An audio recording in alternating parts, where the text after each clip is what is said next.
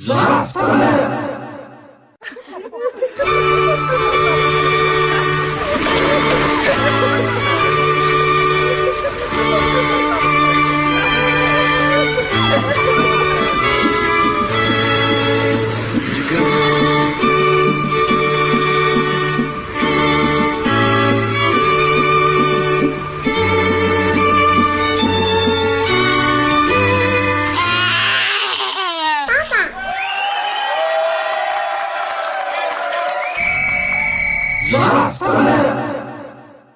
Nous appelons Gaël à Nantes. Gaël, est-ce que tu nous entends? Allô Oui, je vous entends très Gaël? bien. Gaël, Impeccable. impeccable, super. Tu nous entends, c'est une bonne nouvelle. J'avais peur de t'avoir perdu, je ne savais plus trop où tu étais. Donc Gaël Costemenier, président de l'association des DPE, cofondateur du mouvement équité parentale du 16 mai. euh, Leader de la liste aux européennes, malheureusement non aboutie du printemps dernier, mais qui a eu l'avantage de faire bouger certaines limites et de faire avancer les choses. Gaël, s'il te plaît, présente-toi et dis-nous un petit peu qui tu es et ce que tu fais. Donc rapidement, moi au début je ne connaissais pas du tout ce qu'était l'exclusion parentale et familiale. Beaucoup de gens ne le savent pas du tout, malheureusement. Voilà, on découvre quand le mécanisme est déjà mis en place. Il se trouve que la mère de ma fille polonaise est partie pour ce qui devait être des vacances en 2011 et que depuis 2011, ma fille, pourtant née à Paris de père français, n'a depuis jamais revu la France, ne parle pas le français aujourd'hui, ne connaît pas sa famille française malgré force procédure que j'ai pu engager pour essayer de faire respecter ses droits. Voilà. Donc au début, j'ai fait une page sur Facebook, voilà, pour essayer de parler du droit des parents et des enfants. J'ai fait des procédures en Pologne, j'ai manifesté dans la rue avec un petit tabouret et deux panneaux pour essayer de rendre visible ma situation, parce que souvent les victimes pensent qu'elles sont seules, qu'elles sont un cas isolé, qu'elles sont un peu une exception dans le système. Et en fait, pas du tout. En fait, pas du tout. Et les victimes sont confrontées à un silence qui est assez assourdissant de la part de l'ensemble de la société. Et il s'est trouvé que cette page Facebook a progressé assez rapidement, que rapidement des gens sont abonnés. Moi, je faisais des publications sur des bouquins que je pouvais lire, donc notamment les bouquins de Marie-France Hirigoyen sur le harcèlement moral, sur abus de faiblesse, autre manipulation, ou le livre de Jacques Violet qui est excellent, qui s'appelle Enfant libre ou enfant otage, qui parle justement des situations diverses et variées qu'un enfant peut vivre dans le cadre d'une séparation, et notamment, bien sûr, malheureusement, des cas d'exclusion parentale et familiale, où là, l'enfant se trouve déjà coupé d'un parent, coupé de la famille de ce parent, mais aussi enfermé dans un monde totalement falsifié, dans Oui, un on monde l'oublie un petit peu faux. trop, mais un Voilà. enfant qui n'a pas accès à l'un de ses deux parents, pardon, en fait, n'a pas accès à toute la famille de ce parent, les grands-parents, Voilà. les C'est oncles, pour les ça que cousins, les demi-frères, les demi-sœurs. Il est complètement coupé d'une partie de lui-même. tout à fait. En fait, c'est une amputation complète de la moitié de son arbre généalogique. Oui, oui, tout à fait. C'est une injustice totale. Ouais. Voilà. Donc, moi, je me trouve dans cette situation. J'ai fait une première procédure. Enfin, la mère a fait une première procédure pour fixer le domicile de l'enfant. Elle l'a obtenu en Pologne. Moi, j'ai fait des procédures pour avoir des droits de vacances, en fait, en France. Le tribunal a rejeté la demande sans définir mes droits. J'ai fait un appel et j'ai eu en 2014 une décision qui est très intéressante a posteriori à étudier, c'est-à-dire que j'ai eu le droit de voir ma fille uniquement en Pologne, enfermée dans une pièce de la maison de mon ex-belle-famille, donc sous le contrôle de la mère et de sa grand-mère, le premier week-end de chaque mois, le vendredi de 17h à 19h, le samedi de 10h à 19h avec 4 heures de sortie libre à l'extérieur, le dimanche 10h-18h avec 4 heures de sortie libre à l'extérieur, et 21 jours en juillet, du 1er au 21 juillet, de 9h à 19h, avec 9 heures de sortie, 4 heures de sortie librement, et 3 fois on a le droit à 8 heures. Donc cette décision, pourquoi elle est intéressante? Alors déjà, quand j'ai eu cette décision-là, même mon avocate m'a dit c'est n'importe quoi. C'était ces termes, c'était n'importe quoi. Cette Et encore, décision, Gaël, tu te plains, mais moi je parle à des gens qui ne voient pas leur enfant parce qu'ils sont voilà, tout à partis fait. en Voilà, tout à fait. Mais en Afrique fait, ou au il Japon y a ou toutes les situations. Il y a toutes les situations, des ouais, enfants c'est qui vrai. ne voient, des parents qui ne voient même pas du tout leurs enfants. Ah oui, Des c'est situations immonde. qui Ouais. sont encore pires. Tout à fait. Ce qui est intéressant sur la décision du tribunal, un tribunal polonais, en Europe, malheureusement, la justice compétente est la justice du pays où réside l'enfant. Et je pense qu'il faudrait au contraire une commission internationale entre les pays européens pour que justement il y ait un juge neutre ou des juges neutres qui puissent juger des cas binationaux. Ce qui est intéressant dans cette décision, c'est que c'est une décision qui est très violente, qui est perverse, qui place l'enfant au cœur du conflit et qui finalement est faite à dessein. C'est-à-dire qu'un juge qui prend cette décision-là, il sait très bien ce qu'il fait. Il sait très bien ce qu'il fait. Et souvent, j'entends dire, la justice n'a pas les moyens, les juges, alors en France, n'ont pas le temps, etc. Oui, c'est vrai. Les juges n'ont pas les moyens. Les juges, pour une audience, vont passer un quart d'heure d'audience. C'est vrai. Dans le même temps, s'il y a des juges qui font bien leur travail et qui essayent d'aller dans l'intérêt de l'enfant, comme justement le prescrit la Convention internationale des droits de l'enfant que vous avez citée déjà à l'antenne avant moi, et ben, il y a des juges qui prennent des décisions qui sont violentes, qui sont irrespectueuses du droit, irrespectueuses de ce que la représentation nationale a décidé. Hein. Et on a des décisions qui sont hors cadre et qui sont, pour certaines, à la fois violentes et perverses. Et ça pose question parce que je pense qu'il y a un manque de formation des juges et un problème même dans la formation telle qu'elle est dispensée actuellement pour les juges aux enfants. Donc là, tu étends plus globalement par rapport à ton problème personnel, et c'est pour cela que tu as créé l'association des DPE sur Nantes. Alors au début, je ne pensais pas créer une association. J'ai fait la page et puis c'est trouvé que rapidement a été suivi par près de 6000 personnes à l'époque et du coup avec d'autres personnes que j'avais rencontrées, on a décidé notamment Régis, on a décidé de créer l'association. Je cite Régis parce que justement c'est un parent qui actuellement ne voit pas son enfant. Il habite dans le même département que son enfant et il ne le voit plus. Il y a une AEMO qui a été mise en place, elle n'est pas respectée. Et voilà. Que faites-vous exactement sur Nantes à des DPE?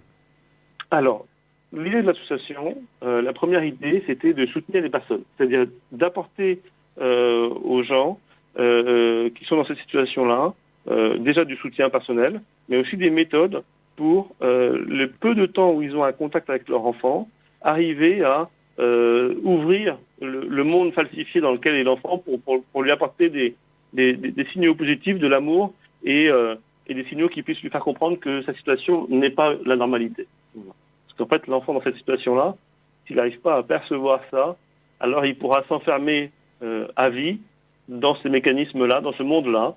Et malheureusement, souvent, les gens disent « Mais vous inquiétez pas, votre enfant reviendra, votre enfant... » Non, ça c'est un mythe complet. Jacques Buret le dit très bien dans son livre, c'est un mythe complet. L'enfant ne revient pas si il n'y a pas eu cette petite étincelle, il n'y a pas eu un petit message de temps en temps, il n'y a pas eu une voix, un appel, même si ça dure quelques secondes, vous voyez. S'il n'y a pas eu, je sais pas, un petit symbole qui a lié l'enfant aux parents exclus, je pense notamment de petits canards en plastique, voilà, par exemple, voilà, c'est un truc, c'est dans la tête de l'enfant, ça existe, voilà, l'enfant a échangé ça avec un de ses parents, et même s'il voit plus ce parent-là, bah ça existe.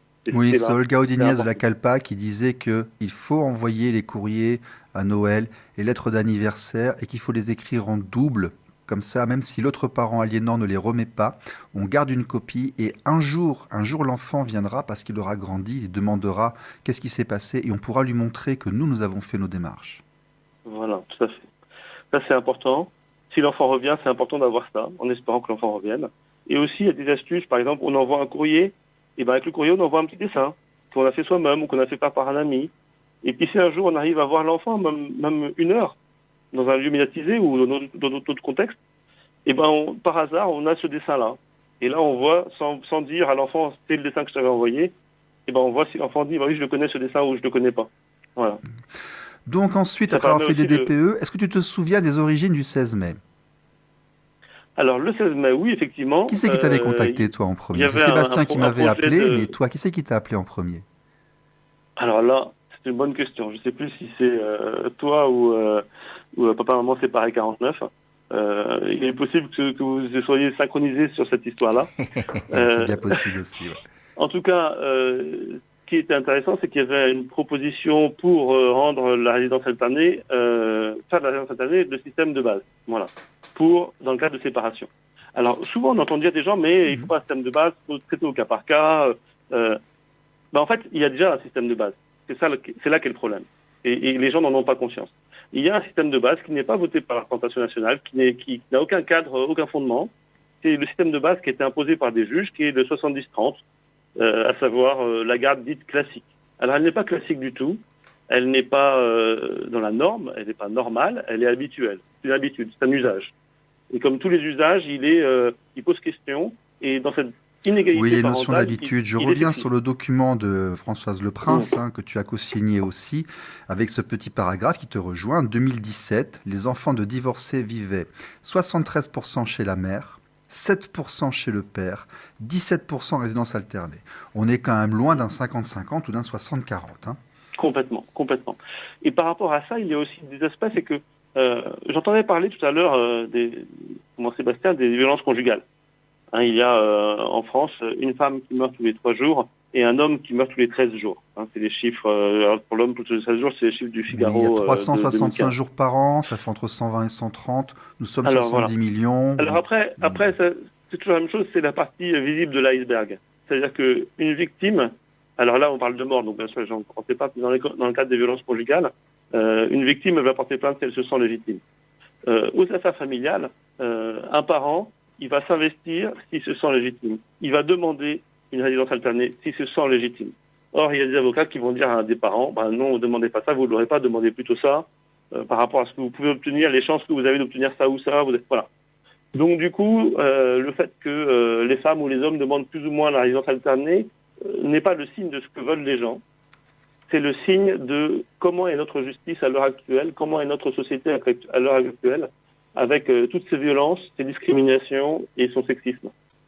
Donc la question de la légitimité, elle est vraiment importante. Nous, l'idée de l'association aussi, c'était en apportant du soutien aux personnes, qu'elles arrivent à se mobiliser et à se remobiliser aussi, pas seulement pour leur enfant, mais pour les autres.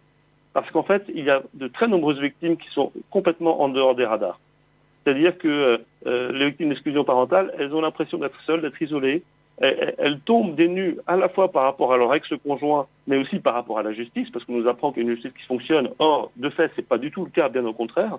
Et donc, elles se trouvent dans une souffrance et un vide et une absence qui les détruit intérieurement. Alors, quelles sont tes solutions pour 2020? Comment tu vois venir 2020 par rapport à notre cause? Alors rapidement, quand on est en exclusion parentale, en fait, c'est votre identité propre, votre culture, votre famille, tout ce que vous pourriez transmettre qui est détruit. C'est d'une violence extrême. Alors, et en fait, ces situations, bien au contraire de ce que beaucoup de gens pensent, elles ne sont pas isolées et singulières, elles sont régulières et symptomatiques. C'est un symptôme. En 40 secondes, Gaël, après je vais devoir... D'accord. Rapidement pour l'avenir, nous, à droit du parent et de l'enfant, on a fait des feux d'artifice, on a fait la liste des européennes, c'est un grand projet. Malheureusement, il s'est trouvé que le ministère de l'Intérieur a changé le formulaire 2 mois avant une élection pour être en conformité avec une loi votée 1 an avant. Ça n'a pas marché jusqu'au bout de ce fait, mais ça a été un grand mouvement. On essaye de médiatiser la chose. On fait des permanences maintenant à Nantes. La prochaine, c'est le 17 décembre.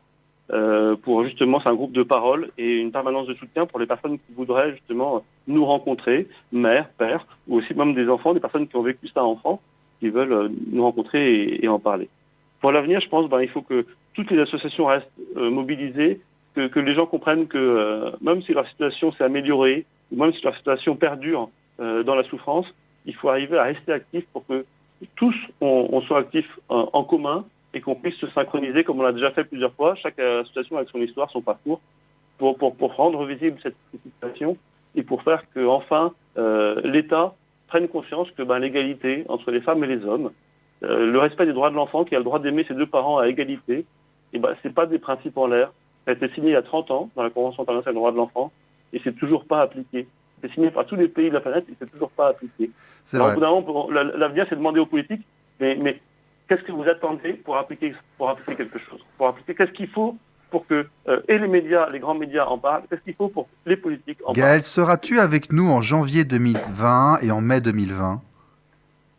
Alors nous, l'association de droit du parent et de l'enfant, effectivement, on pense se synchroniser avec Équité parentale, avec des mouvements qui vont manifester avec Papy Mamie Chagrin qui participent, avec Papa Maman c'est pareil 49 également. Enfin, je n'oubliais beaucoup sans doute parce qu'il y a beaucoup d'associations. On a la volonté de se synchroniser, voilà, effectivement, pour le 16 janvier. Alors le 16 janvier, je trouve que c'est un jour de semaine, donc nous, on sera peut-être comme l'année dernière à reporter au samedi suivant. Par contre, le 16 mai, c'est un samedi, et là, nous, on sera très certainement en Place Royale à Nantes. Pour justement sensibiliser les personnes. Pourquoi la Place Royale? Parce qu'on cherche des endroits où on va toucher le maximum de personnes pour sensibiliser l'opinion. Les gens Ok, Gaël, je croient te qu'ils ont une remercie justice qui les beaucoup. défend. Tu as parlé de ton mouvement avec beaucoup d'humilité parce que t'as pas assez précisé que tu es quand même force de proposition, que tu es une énergie active qui fait quand même régulièrement bouger les murs ou qui tente de les faire. La nouveauté d'inclure les LGBT avec nous vient de toi. Je tiens à le dire, c'est quand même une nouveauté au niveau national qui est appréciable parce qu'elle harmonise le Justement, discours, elle je le voulais change, saluer elle justement. l'universalise. Hmm. Et bon. Donc merci pour tout et on se revoit très bientôt. D'accord? D'accord, merci beaucoup. Merci Gaël, au revoir. Merci, au revoir.